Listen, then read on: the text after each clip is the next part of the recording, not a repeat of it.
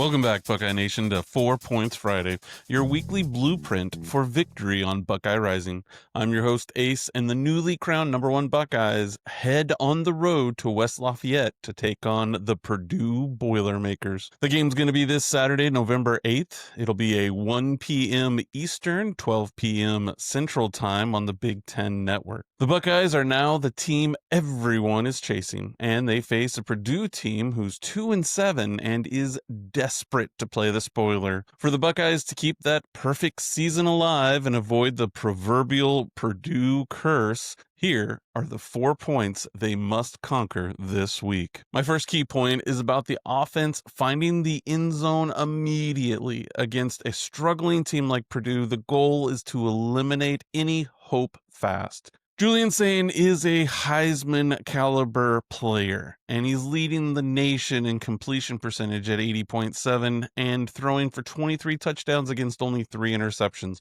We need to see that efficiency translate into touchdowns on the first 2 drives. The running backs, Bo Jackson and CJ Donaldson, need to punch it in so that we build a multi-score lead that would force Purdue to really abandon any of their plans and just try to play catch up. Moving on to the defense, my second point is about transforming what is a dominant defense into a turnover forcing frenzy. Our defense leads the nation in scoring defense, leading with less than 7 points given per game.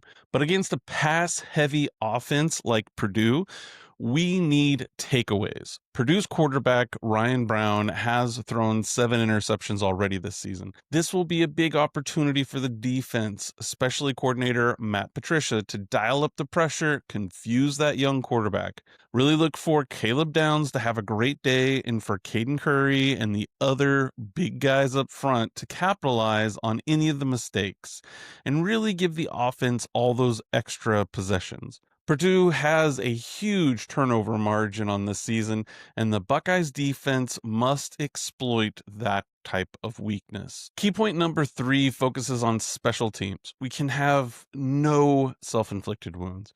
Purdue's defense has played really tough. They even held Michigan to just 21 points last week. That was a low-scoring, sloppy affair, and a special teams mistake can be fatal. This is where the Buckeyes' top-to-bottom discipline has to show up.